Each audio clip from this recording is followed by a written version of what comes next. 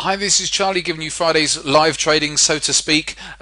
Major boo-boo muck-up today. I've been recording all day, just pausing it and the likes, and I'd left it on pause for hours. And it's what, 6:45 in the evening now here, and I've realised as I went to produce the video, it was 17 minutes long, that it didn't want to play. I didn't want to produce it, and it's corrupted the file. So I'm having to start again here. I'm going to go through what I've done and what positions I'm in. Before I do that though, I've got an office cabinet going, if anyone's interested. This is what it looks like. It's like a beach cabinet. I've had it for about 10 years. It's great quality. These sort of things are, I don't know how much they go for these days, but a reasonable amount. If anyone wants it, you can have it for 30 quid. It's about 70 centimeters in length by, I think it's about 50 centimeters deep. And it's great quality, really good condition. If anyone's interested, you can get in touch with Sam at easytrader.com. Right, it saves me having to put it onto eBay if anyone's interested in it. Right, okay. Yeah, so the euro. Let's take this out to a daily chart to start off with. So yesterday's price action. So that's Thursday.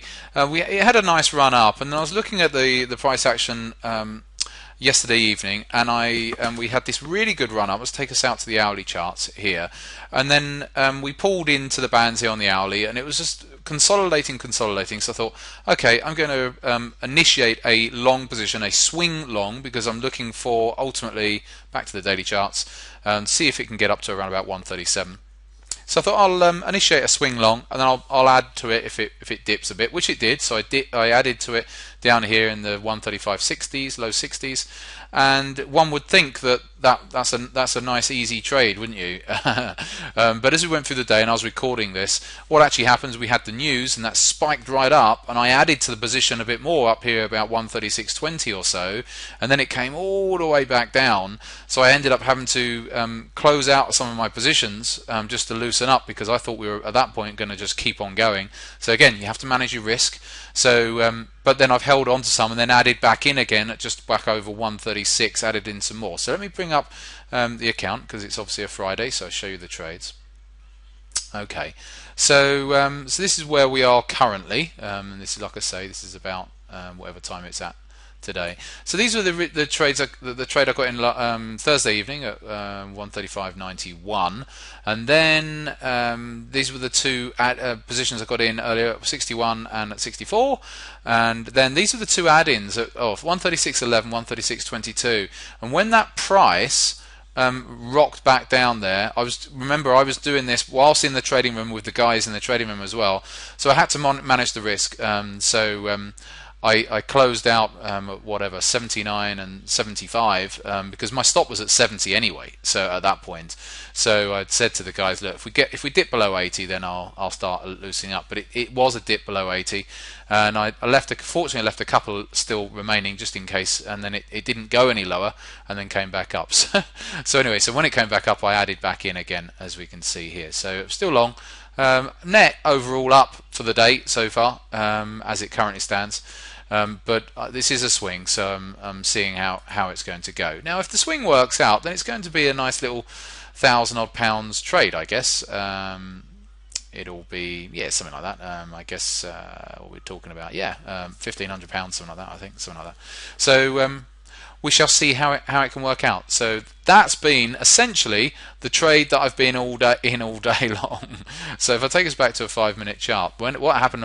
This was the dip here, and when it was dipping down here, and really I guess I should have noticed that all it was doing was coming to the 21 MA. But at that point, it was quite a deep retrace at this point.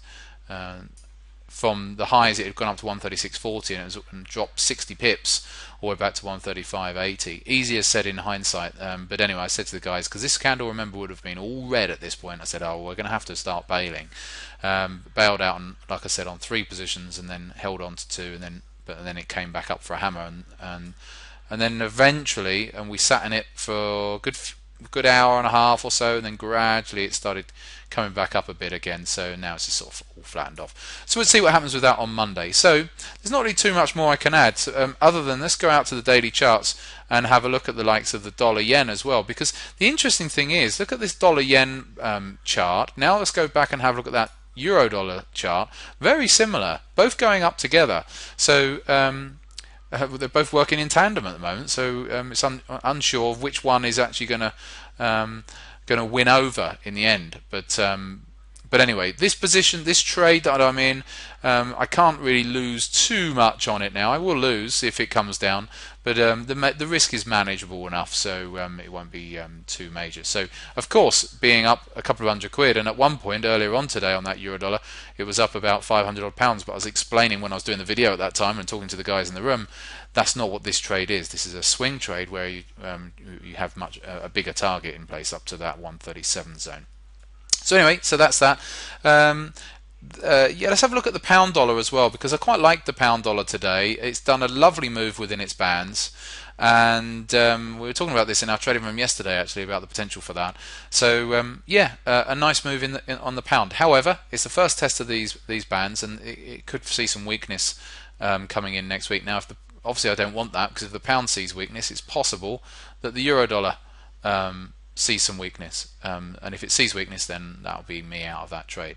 Let's have a quick look at the Aussie dollar as well, because that's been having such a lovely run here. Still bullish on the Aussie, but I'd like to see a pullback. So Aussie, be looking for early next week for a pullback on that one. That's me about it for now. So apologies, I messed up a little bit on the actual live element, but that's where I am. That's where we are with this euro dollar trade. We'll see if it can get up to 137. If it doesn't and it rolls over, then my stops are down just below 136, sorry, and I'll just get stopped out. So we'll see.